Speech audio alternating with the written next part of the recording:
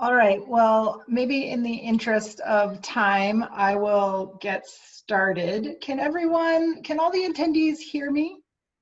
You can just use your thumbs up or make mention in the panel if you can't hear me, or if you can hear me.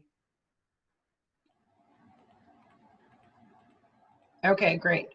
Well, everyone, thank you so much for taking time of your day and during your lunch hour to join us on this Zoom webinar. My name is Jen Kavexis. I'm the Executive Director with the Coalition for the Poudre River Watershed.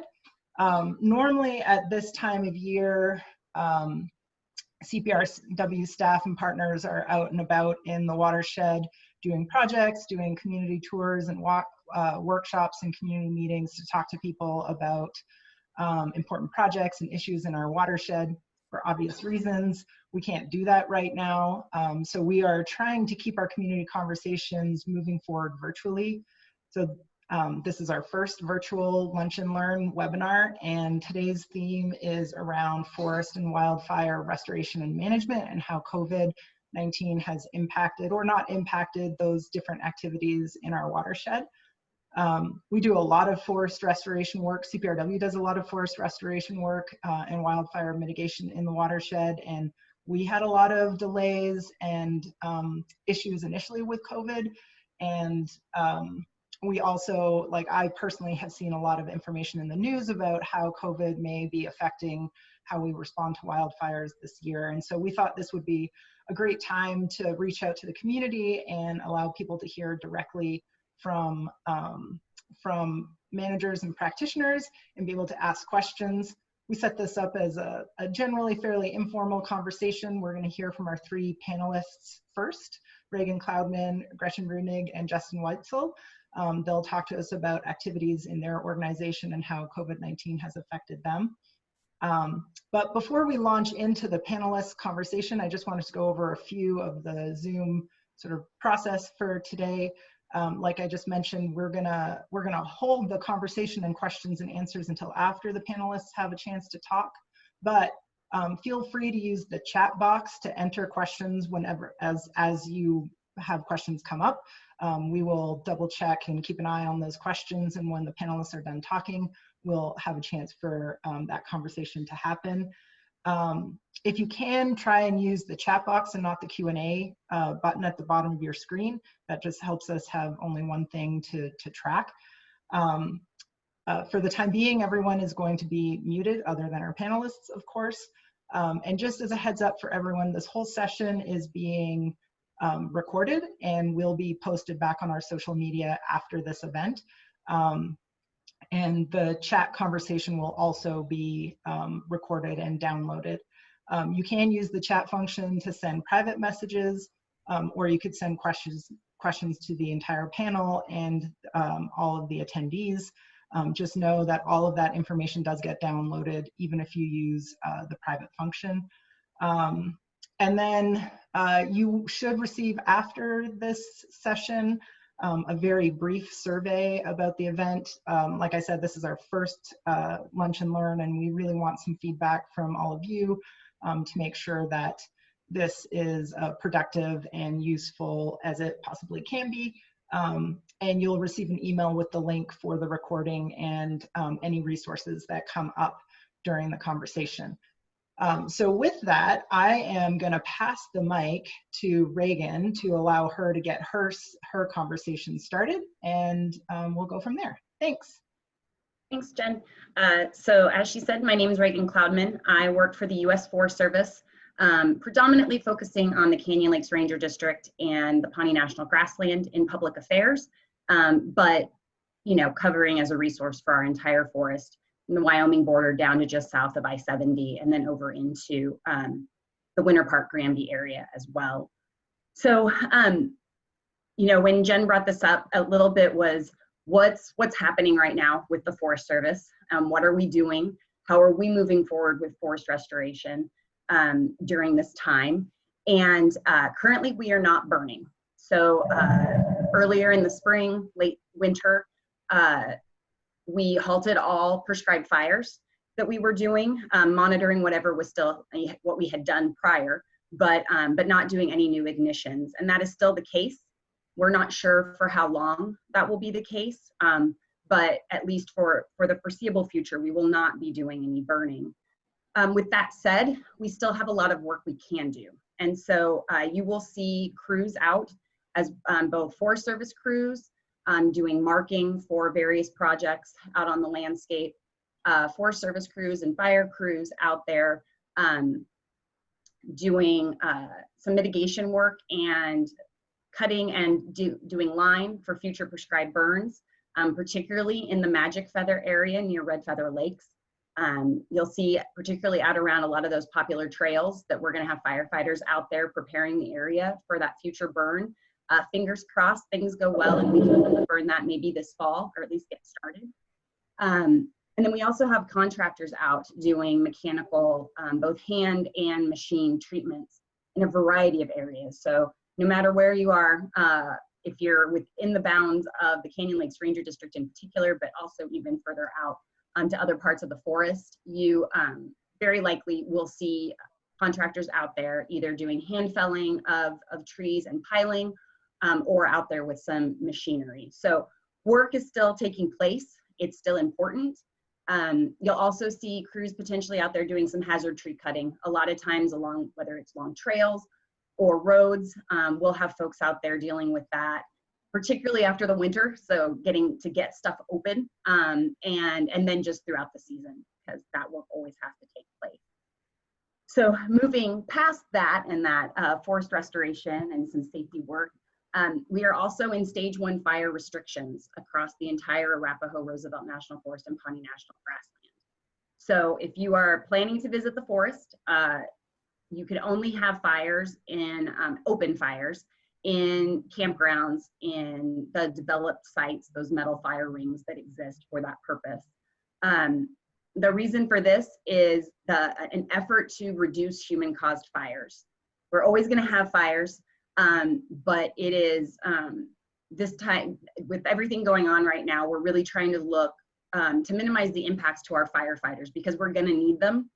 And if we can reduce human-caused fires, which make up about annually 87% of the fires in the country, then that takes some of that off of them.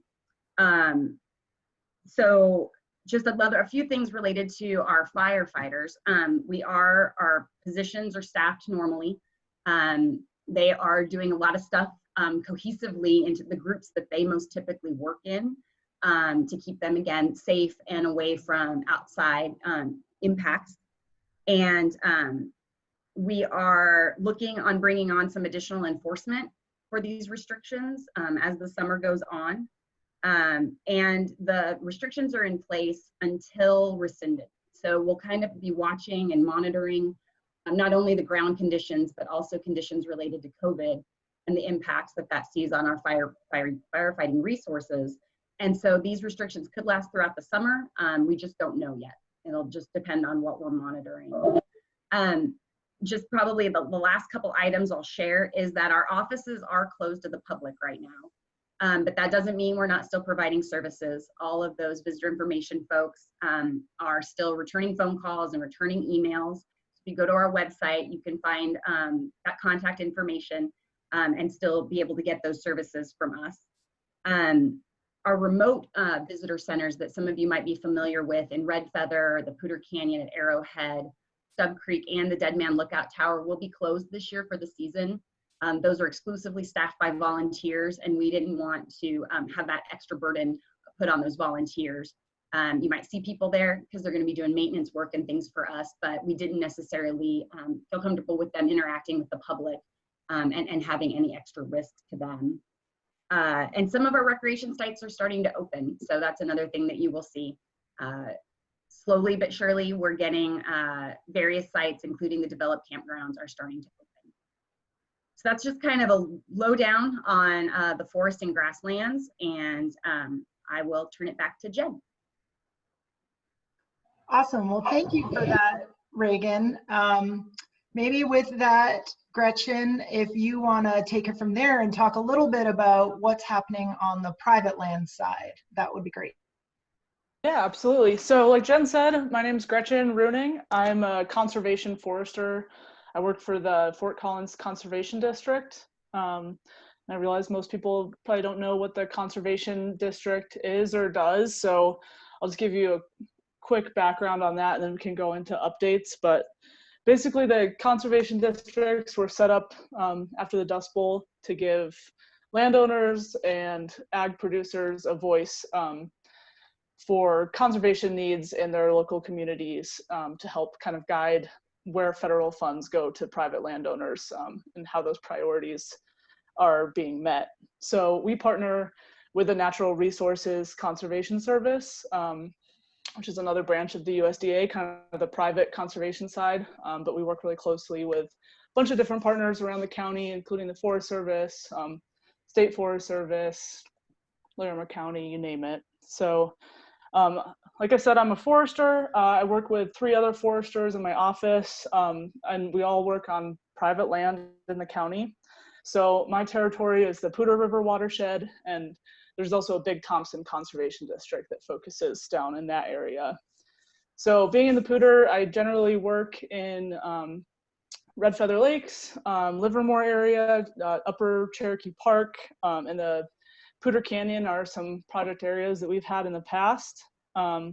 We work with Farm Bill programs. So specifically, we have something called the Environmental Quality Incentives Program, or EQIP, which is like it says, incentives program basically to help landowners pay for some of these conservation activities on their land. So that's a really huge thing for our office and for the community here, for landowners, because a lot of this forestry work can be very, very expensive, as a lot of you know. So if anyone's here is interested in learning more about it, Jen will send out my contact info, and anyone in the Big Thompson as well. But basically what we do is we implement mechanical forest restoration treatments on private land, basically to try to make the forest into a healthier and more resilient state. So mostly what that means up here is removing a lot of trees from overgrown, overcrowded forests. So a little bit of update from COVID and the coronavirus. Our offices are closed to the public right now. We're mostly maximizing teleworking right now. So most of us are working from home or going to the field, which is what the foresters do most days. But we still are taking appointments to meet with landowners, either mostly in the field is honestly what we're doing these days. I think, the question of how has COVID altered our programs? I think if you asked me maybe 2 months ago, I would have said it altered them a lot. It was definitely a struggle to adjust to kind of the new normal for us and working from home. And we have a really tight team of foresters and other folks in our office. So it was definitely pretty strange to get used to just not seeing each other every day and having that day-to-day interaction, keeping all the juggling balls up in the air. But now we've kind of figured out how to make it work. We've been taking separate trucks everywhere and trying to do the social distancing as much as possible. But luckily, as a small team, we can work together and we don't worry too much about just seeing the 3 other folks that we work with every day. So it's actually been really nice to be able to go to work and see my coworkers. Been struggling. We have a new forester that started in January. So he started right before all this stuff happened. So we've been kind of trying to train him up and show him the ropes, but he's doing really well despite having a really weird start date to his new employment. But yeah, we're still doing field work. We're visiting sites, new landowners. So like I said, if anyone's interested in learning more about any of our programs or how we can help with either technical or financial assistance, feel free to reach out. For other producers, the Farm Service Agency is actually offering some coronavirus assistance to farmers and ranchers too. So that might be another resource that might come in handy depending on what you do for a living. And then just general, if anyone wants help with technical assistance, you know, if they're curious about what they can do to help their forests be healthier, given what Reagan was just talking about with all the fire restrictions, and we're really trying to minimize that sort of work for those crews these days. So there's a lot of resources out there. Just know that we're all in this together, and everyone's here to try to help everyone out. So don't hesitate to reach out if you do need some help. And I think that's all I've got, Jen. Awesome. Well, yeah, I think it's great that the private land work from NRCS was able to continue. I think I vaguely mentioned at the beginning that CPRW did have some problems with our private land projects, but that was mostly because our contractors had some issues with getting all of their resources and labor in place. Some of our contractors use seasonal temporary workers from across the border and weren't able to get all of their laborers across the border before all of the changes started happening. And there was some federal guidance on closing the border and then opening the border to laborers. But now we're back in gear with all of our contractors and are able to get our work started. So I think it was a small pause, but we're excited to get back into the forest and do some good work. With that, I'll just pass the microphone over to Justin and let him talk about how the Sheriff's Office and emergency response is looking in terms of COVID this summer. Good afternoon, everybody. Thanks, Jen. Justin Weitzel with Larimer County Sheriff's Office. I had put together a quick PowerPoint to kind of help remind me where I was at, so I'll share that and hopefully everybody can see my screen. Let's see. Hopefully.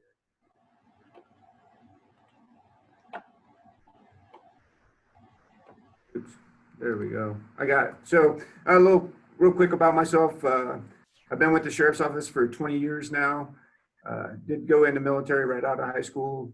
Have been in wildland fire from here to Alaska to Idaho as a smoke jumper, and then back to the Sheriff's Office. Did a brief stint with Colorado State, was the wildland fire section for the state of Colorado, and came back to the Sheriff's Office as Emergency Operations Director. And I'll get into what an Emergency Operations Director is for the Sheriff's Office. So beyond the responsibility of law enforcement that the Sheriff has with the jail and keeping the public safe, in addition to those, he has the responsibility, he or she has the responsibility to respond and manage wildland fires. Also respond and make sure people are safe for search and rescue, both on land and on water. So we do ice rescue, swift water rescue, open water rescue, and then we do any kind of land rescue when people are lost, even Alzheimer's patients, anything like that. And then we respond to other natural disasters, the floods, like in 2013, the tornadoes that we've had, hailstorms, we respond to all those and just either update people on kind of where things are at or try and get people out of the way. We also do hazardous material response with the fire departments, just making sure that it gets cleaned up properly and that the right people are in the right place if we do have a hazardous material incident.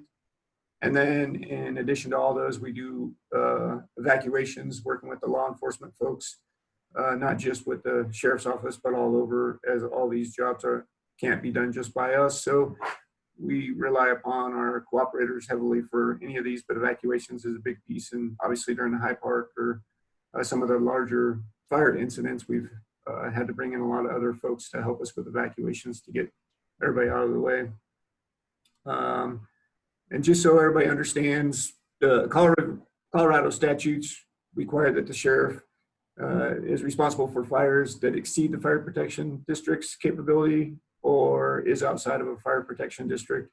And in Larimer County, there is several thousand acres that are outside of a fire protection district responsibility area. So the sheriff and the Forest Service work together to make sure that the fires are responded to and dealt with outside of those areas.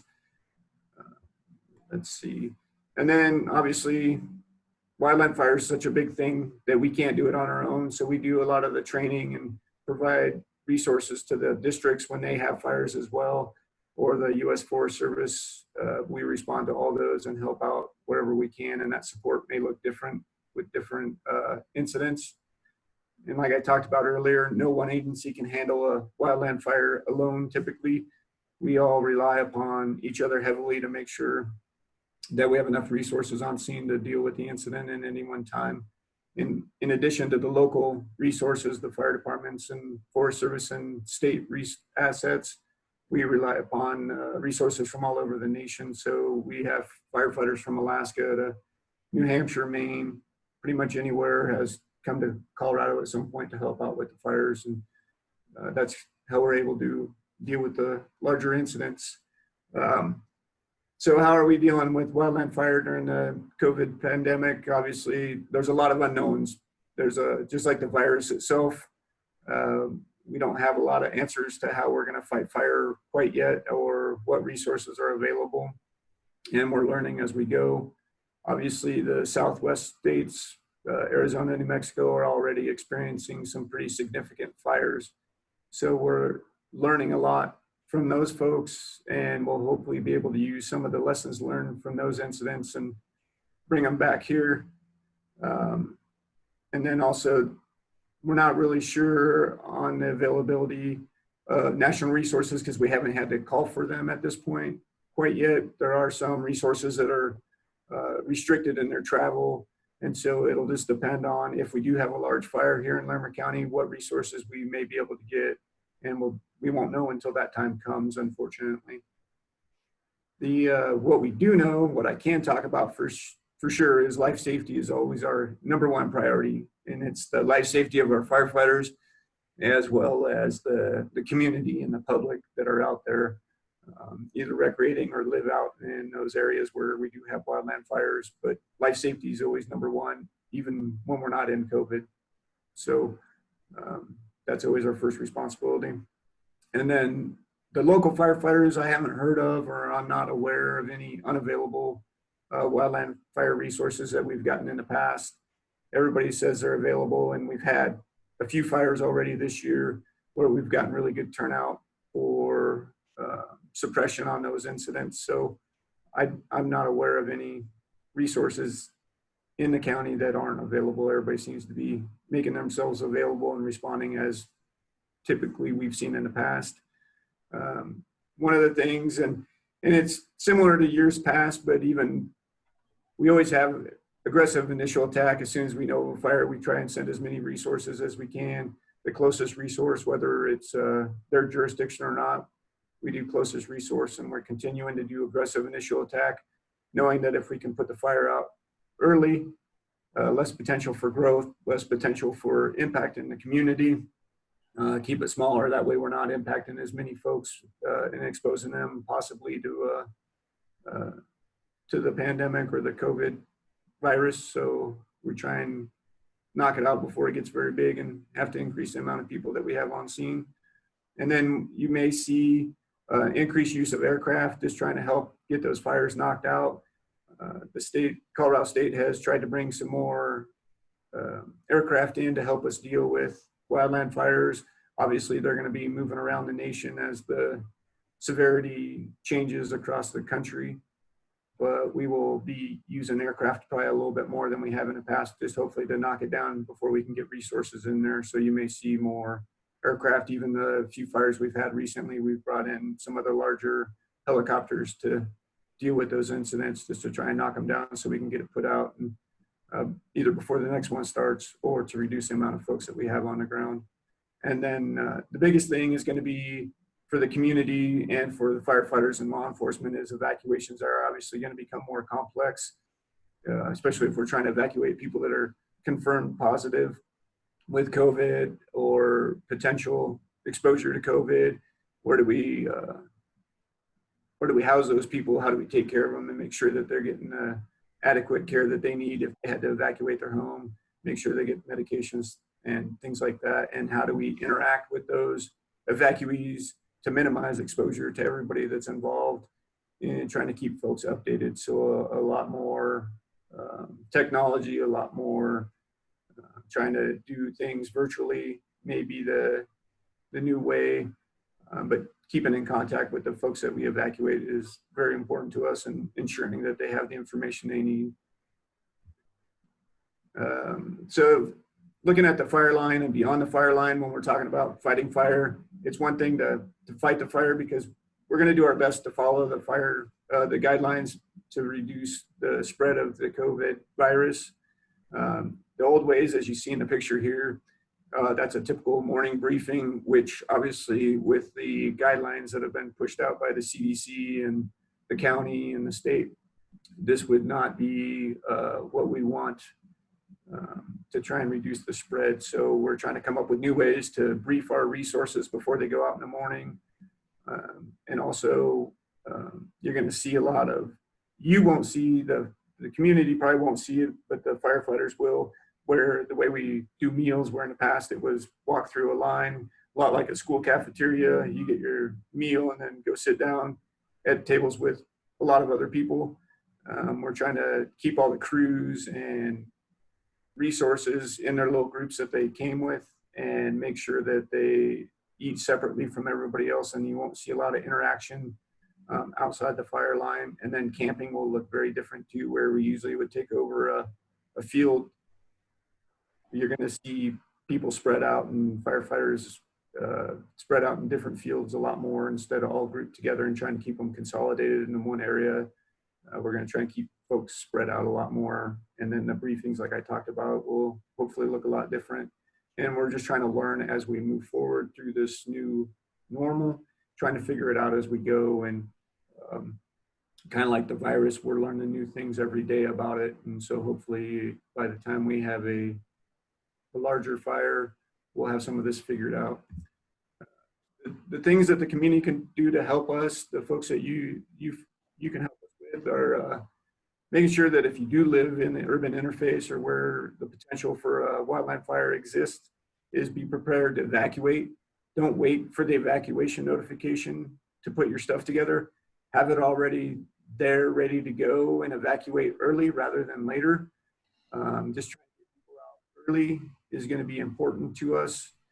With the fires coming, with the lack of resources possibly from around the nation, the fires may grow bigger, and just trying to get people out of the way is going to be important, and making sure they have a place to go to is our responsibility. But your responsibility is being prepared and making sure we can get you out timely, and making it so where our resources can get in and get the fire put out.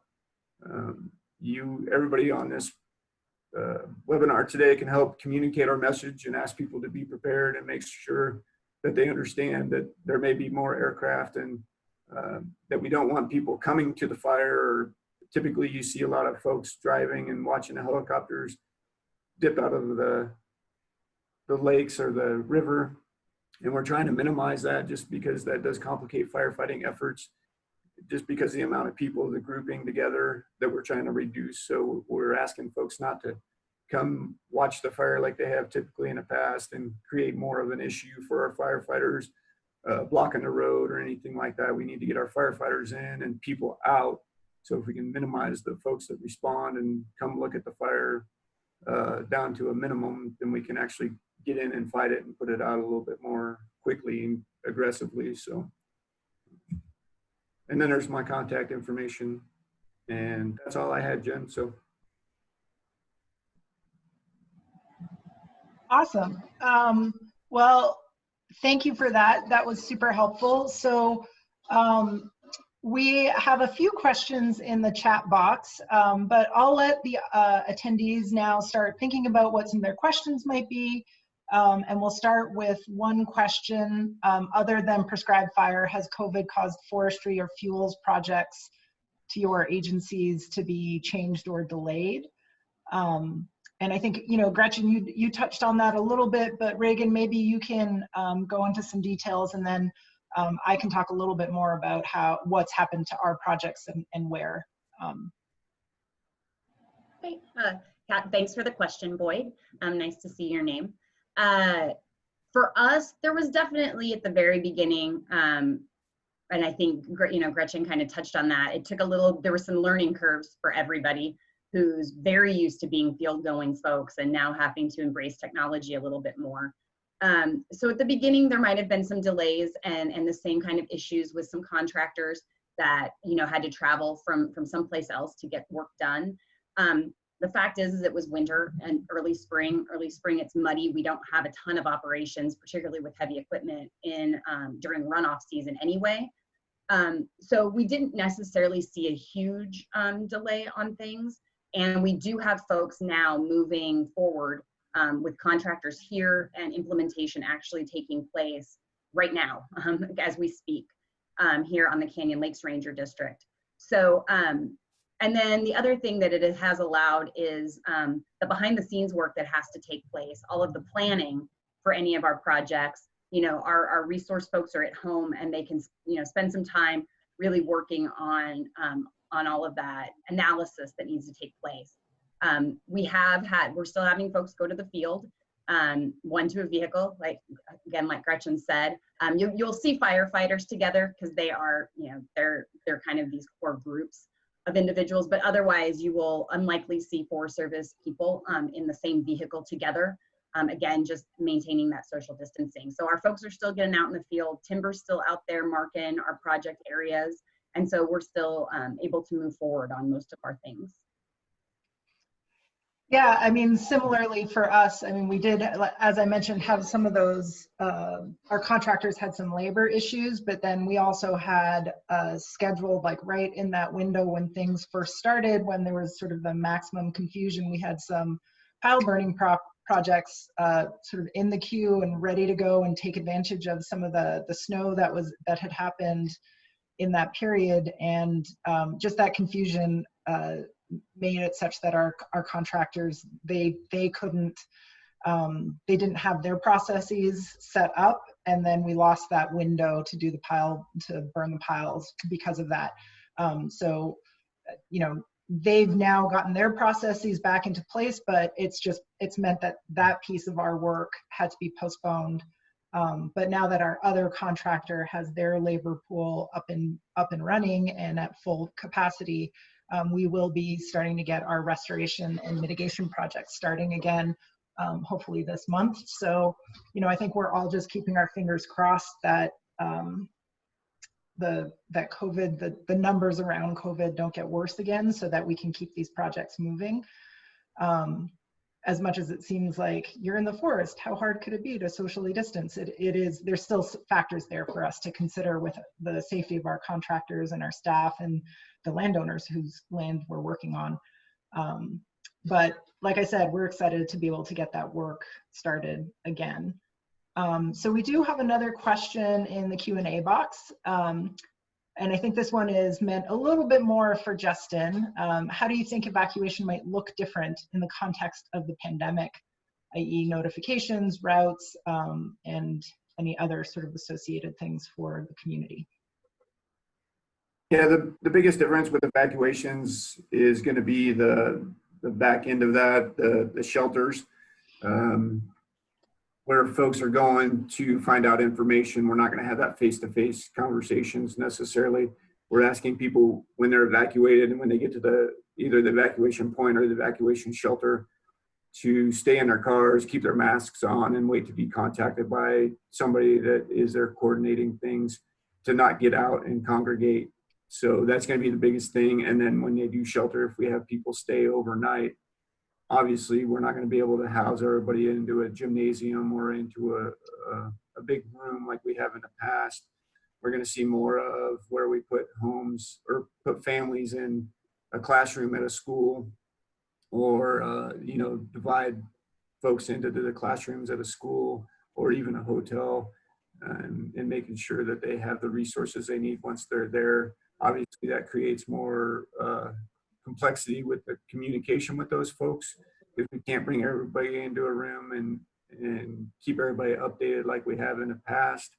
But as far as notifications and routes, you're not going to see a difference. Notifications, we're going to do the Everbridge notification, the reverse 911, as most people are familiar with, but it's the Everbridge notification is what we use here in Larimer County, in addition to going door to door. So we're going to continue to do that. Trying to be respectful of the 6 foot with masks, but obviously our law enforcement officers may or may not have masks on, depending on you know, if they're running from house to house, they may take them off just so that they can get the message out clearly and breathe and everything. So we'll do the best we can to keep in line with the guidelines, but we may go outside those a little bit just to make sure we're meeting the needs of the incident at that time. Justin, just to build on that, in your presentation, you mentioned, you know, as always, people who live in these communities should be preparing for evacuation. But with the lens of COVID, would you recommend that like people's go bag or their ready bags are anything different that they should be packing or getting ready because of COVID? Or should it just be the same and just expect that when they evacuate, things might look slightly different? You know, the go bag should really be the same. It's just being, every year we ask people, we try and send a reminder out through the media or social media to remind people to be ready for evacuations or be ready for a wildland fire.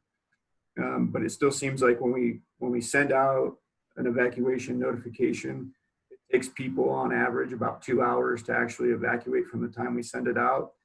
And I think the biggest thing is, my hopes is that with the pandemic going on, is that people can leave their house within that first half hour. That's essential to us to get folks in and making sure that we get everybody out that we need to get out and can minimize the exposure to our law enforcement that are going door to door.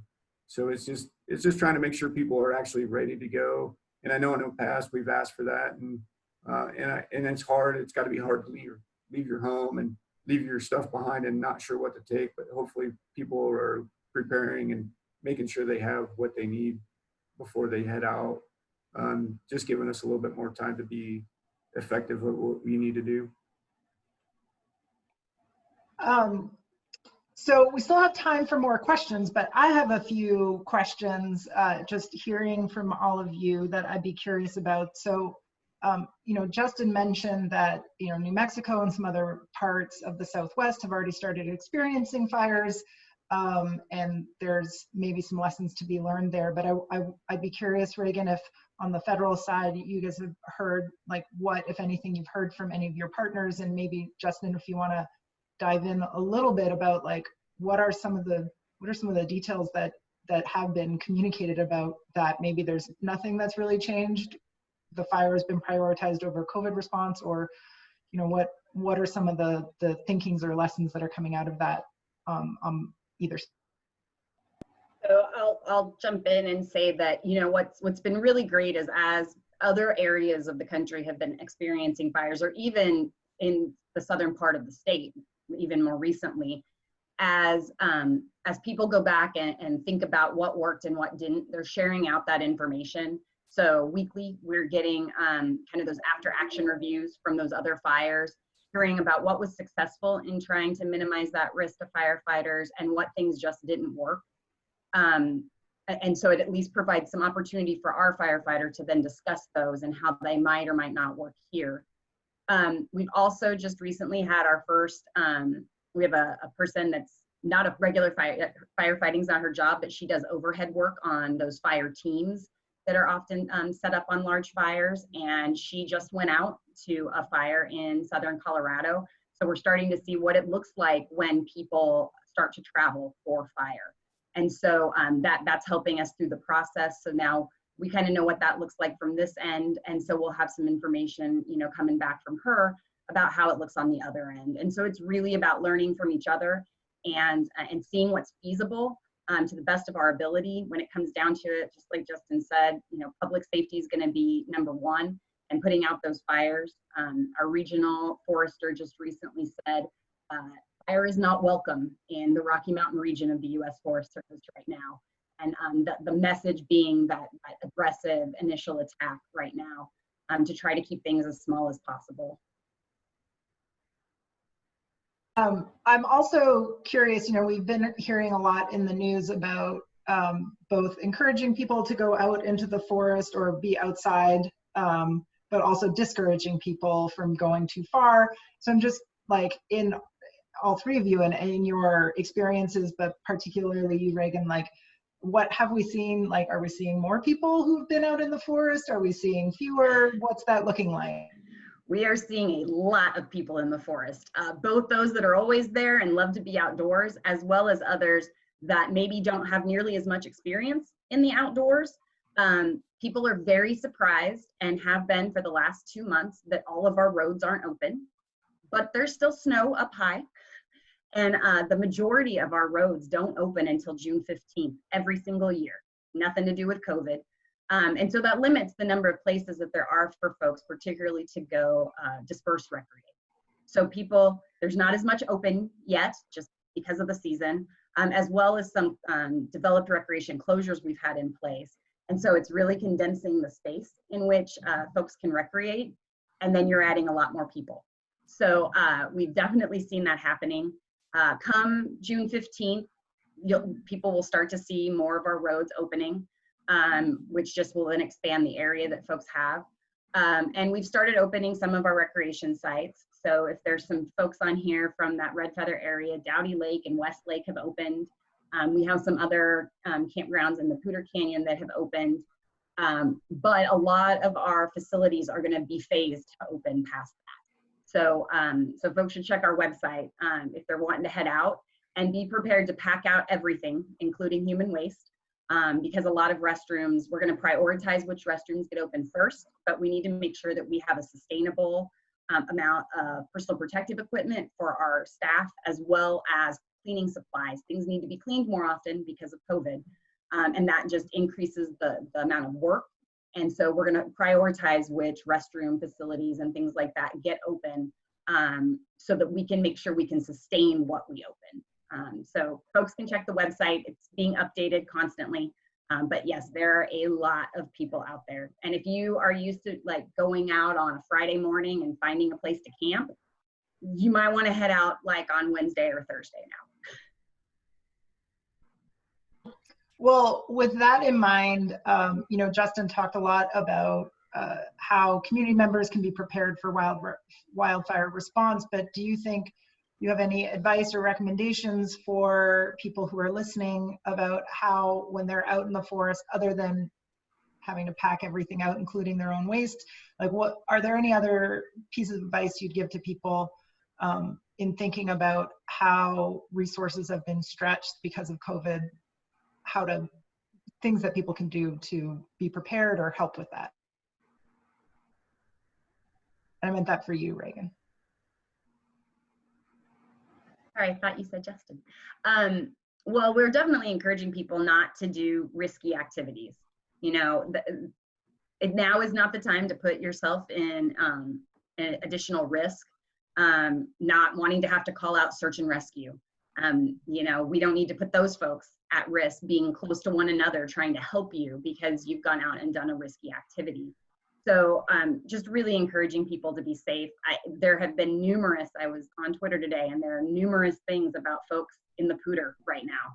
And so again, just not taking any unnecessary risk. There's lots of ways to enjoy your great outdoors without taking any of that additional risk. Yeah, I'm pretty sure I already saw in the Coloradoan that search and rescue had to go out to save a tuber who didn't have a life jacket on in the Pooter already, who was surprised that the river levels were high. So yeah, I mean, I think that is good advice for everyone, that our sense of risk and our actual risk is already high enough as it is with COVID. We don't need to be layering more risk onto that right now. So add to that just real quick.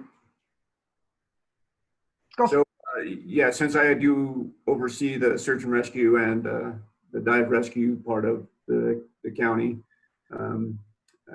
just like Reagan and Jen both said, it is imperative that people not go out and do things that are going to put themselves at risk and end up having to call out the dive team or the search and rescue team. They're both volunteer groups that work for the sheriff when they go out on an incident. And the biggest thing is when we go out and have to rescue somebody out of the river or rescue somebody off of Gray Rock or somewhere else, or if they get lost, it is almost impossible to keep the 6-foot distance when we're working on those kinds of incidents. We do the best we can, and Obviously, we tell people if they're sick not to come out from those teams. But with that being said, it is almost impossible to keep our 6-foot spacing when we're pulling on ropes or trying to do a carry out of somebody that's been injured or putting swimmers in the river. So it's just, we are asking the public to be as cautious as possible so we don't have to deploy those teams. We have been, in addition to helping with the COVID pandemic, because our mitigation crew that does cutting projects on county open space and community spaces, they had to take some time off and do delivery of supplies for medical facilities and things, but now they're back to cutting trees. But we've been stretched pretty thin from the beginning of March with the pandemic in response to that. But in addition to people tubing on the river or recreating on the river, or the numerous thousands of people that are out there recreating, we have been responding to search and rescue and dive calls both. So we have been busy, and we just want to try and minimize that as much as we can, just so we don't have to go out and expose our folks to any more than we have to. And I might kind of, just to give people a little bit of an image, we have one employee in our recreation staff who has worked in this area, Red Feather, Pooter Canyon, for over 30 years. And she said as of on Memorial Day weekend, she had never in her life seen so many people on the Canyon Lakes Ranger District. And if that's, and that's in, you know, well over 30 years of experience. So that just kind of sets the stage of how much use we're really seeing. Yeah, I mean, it's both a, you know, on the one hand, an optimistic indicator of like how important that resource of the watershed, the forest and the river is to people and their well-being, but also an indicator of the potential for increased risk because of the density of people who are going out to use it. So we have a few minutes left. If any of the attendees have any more questions, please feel free to shoot them into the chat box while we still have our panelists on board.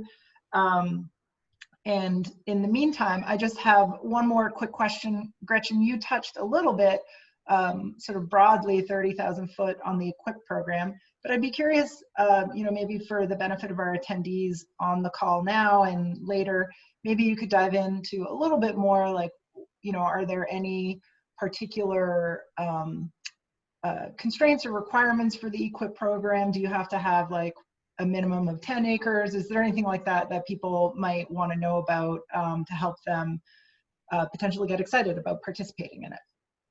Yeah, sure. I can talk a little bit more about it. So the main qualifications for signing up for the EQIP program are you have to establish a farm record with a farm service agency. So, you know, there's some paperwork involved with that, showing that you own your land and that you have the ability to make these structural changes to it. The biggest eligibility thing, there's no acre size limitation or anything like that. Anyone can apply for EQIP.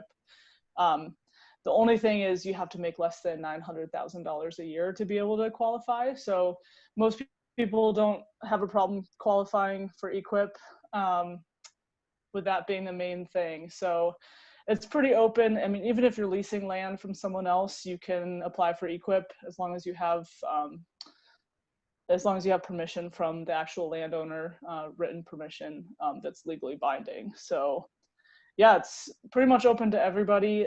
There is a ranking process. So once you apply, the office that you work with will work with you to put together a good application and will make suggestions for how you can potentially rank higher and have a more competitive application doing different conservation practices. But you know, you can apply for whatever you want. You just may or may not get funded depending on what you want to apply for. So, and it's not just for forestry.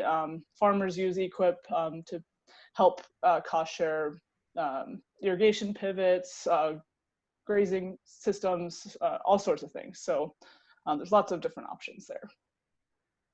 Great. Well, thanks for that.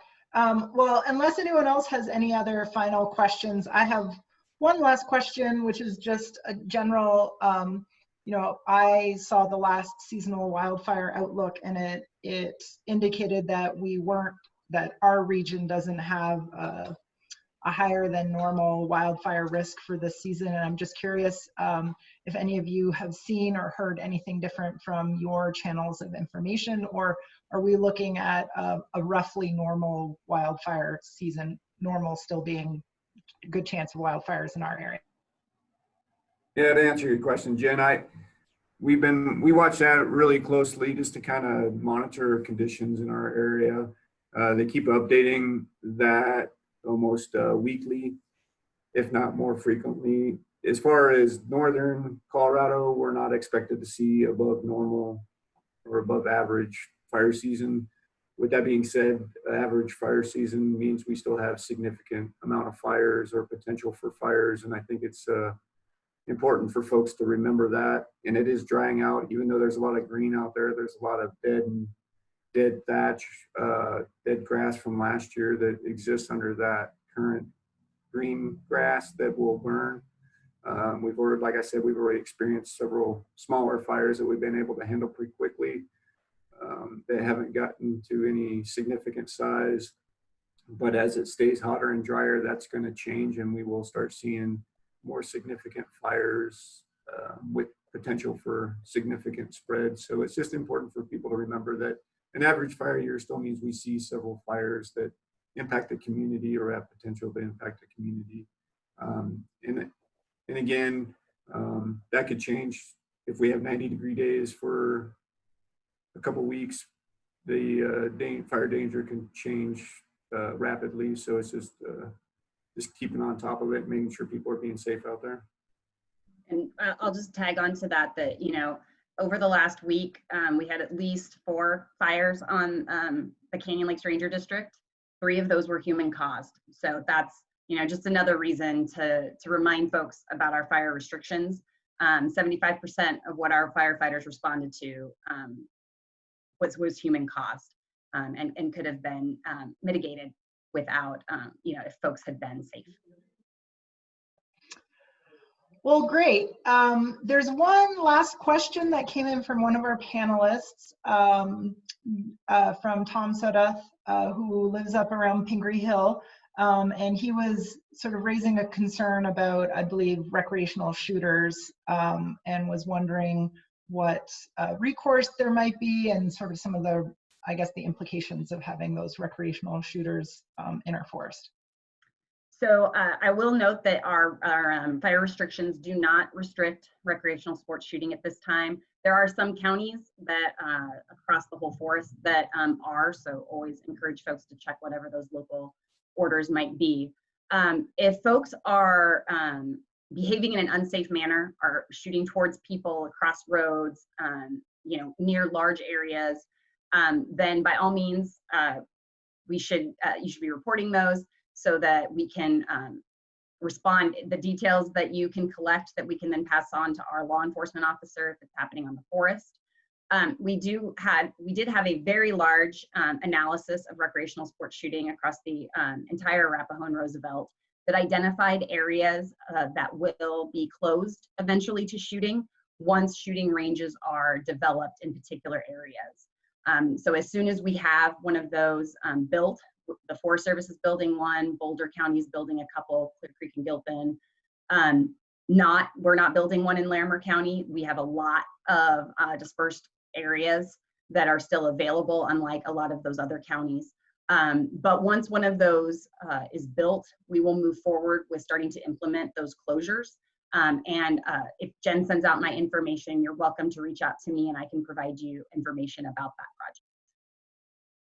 I will definitely send out your contact information. It looks like we have no more questions from our panelists. And I just wanted to, sorry, from our attendees. If we have more questions from our panelists, we can take them now too. I just wanted to thank you all for participating in this conversation today. Like I said, this is the first of hopefully a few other Lunch and Learn series that CPRW is going to try and put on around a wide range of issues for our watershed. So when you get that survey, it would, post-event survey would really, really help us if you could fill it out. And we'll also send a follow-up email to all the registrants with the link for the recording and those resources that we mentioned, contact information and such. So thank you all for attending and participating, and hopefully we'll see you on another webinar. You can always find that information in our e-newsletter and on our Facebook page. So thanks again and enjoy your day. And maybe if the panelists and Ian and Daniel and Hallie could stay on just for a few minutes, that would be helpful. Thanks. Thanks, Jen. Thanks, everybody.